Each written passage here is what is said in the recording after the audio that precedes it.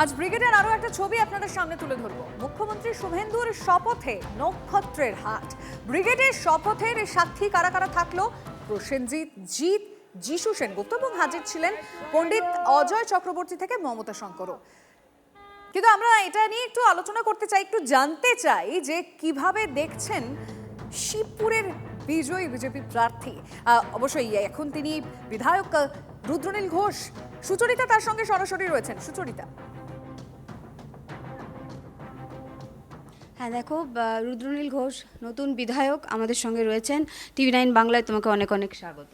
নমস্কার সবাইকে, ধন্যবাদ। আরেকটা বিষয় একটু আগে জানতে চাইবো যে আজকে আমরা দেখতে পেলাম যে নক্ষত্র সমাগম, তোমাদের যে শপথ গ্রহণ অনুষ্ঠান, সেই বিষয়টাকে তুমি কিভাবে দেবে? কারণ টলিউডে এতদিন ধরে বারবার তুমি অনেক সময় বলেছো যে তোমাকে কোণ ঠাসা করে রাখা হয়েছে, সেখানে দাঁড়িয়ে আজকে তারা এই নতুন সরকারের মানে জন্মক্ষণ বলা যায়, সেখানে এসে তারা হাজির হয়েছে। টলিউডকে যারা পরিচালনা করতেন মমতা বন্দ্যোপাধ্যায়ের নির্দেশে, সোকল্ড কোট আনকোট লোকে বিশ্বাস ব্রাদার্স বলে যাদের জানে, মমতা বন্দ্যোপাধ্যায়ের আশ্রয় এবং প্রশ্রয়ে তাদের ছাড় দেওয়া হয়েছিল সম্পূর্ণ টলিউডের রাজনীতিকরণ, এবং রাজনীতিটা ছিল দুর্বৃত্তায়নের, অপরাধকরণ। এবং আমরা দেখতেই পেয়েছি যে কিভাবে টলিউড ইন্ডাস্ট্রি সর্বনাশ করেছে এই তৃণমূল, যা শুধুমাত্র দলীয় রংবাজিটাকে বাড়াবার জন্য ধ্বংস করেছে টলিউডকে। এবং সেই ক্ষেত্রে শুধুমাত্র আর্টিস্ট না, শিল্পীরা শুধু নন, টেকনিশিয়ান, পরিচালক, প্রযোজক, কারা যোগ্য আর কারা অযোগ্য এটা তৃণমূলীয় মাপদণ্ডে ঠিক হতো। যারা তৃণমূলের যাবতীয় অন্যায় অত্যাচার দেখে চুপ করে থাকতেন বা প্রতিবাদ করতেন না, তারাই তৃণমূলের কাছে যোগ্য ছিল। আর যারা তাদের দলের প্রার্থী হতেন বা প্রচারে থাকতেন, তারা তো দারুণ যোগ্য ছিল। এটা ছিল মাপকাঠি। এটার সঙ্গে মেধার কখনো যোগাযোগ ছিল এবং কখনো ছিল না। মানে মেধাটা মূল নয়, যে আপনি কত ভালো টেকনিশিয়ান বা কত ভালো শিল্পী, শুধুমাত্রই যে ওটাই আসল মানদণ্ড, না হলে একটা কাজ সেটা কখনো ইন্ডাস্ট্রির চেহারা পেতে পারে না, এমনটা তারা রাখেননি। তারা এমন এমন নিয়ম চাপিয়েছিলেন। একে তো সবাই জানেন ব্যান কালচার, যাকে পছন্দ হচ্ছে না, যে আমার অন্যায় নিয়ে কথা বলছে, তাদের ব্যান করে দাও। সেক্ষেত্রে শুধু আমি নয়, বলা যায় যে 2021-এর সময় থেকে জোরভাবে প্রতিবাদ যা আমি করেছিলাম, অন্যায়টা আমার সঙ্গে হচ্ছিল না, আমাদের সবার সঙ্গে হচ্ছিল। সেই সময় 2021-এ আপনাদের মনে আছে, ঠিক ইলেকশনের আগেই আমি ভারতীয় জনতা পার্টি দলের প্রার্থী হবার ওই আশপাশের সময়তেই, যখন সারা ভারতবর্ষের যে নিয়মে ফিল্ম ইন্ডাস্ট্রিগুলো চলে বিকশিত হচ্ছে, যেখানে Bangla film industry, Mumbai film industry কেন, অনেক ফিল্ম ইন্ডাস্ট্রিকে অনেক পথ দেখিয়েছে।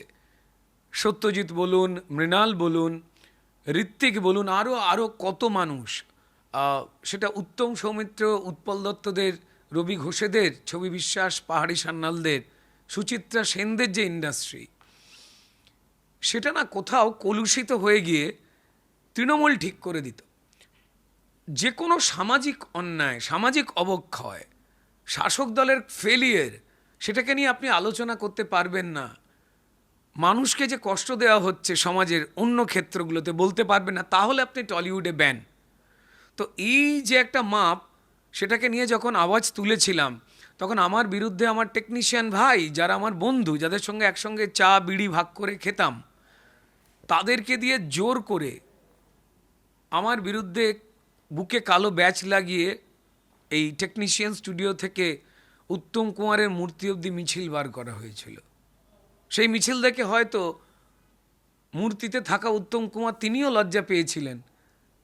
আমি জানি না এই দুর্বৃত্তরা যদি ওই সময় জন্মাতেন, তো তাহলে উত্তম বাবু বলুন, সৌমিত্র বাবু বলুন, বা সত্যজিৎ বাবু, মৃণাল বাবু, ঋত্বিক বাবু, বা বাকি আরও যারা গুণীজনেরা রয়েছেন, তারা একইভাবে কাজ করতে পারতেন, নাকি হয় মুখ বন্ধ করে মাথা নামাতে হতো?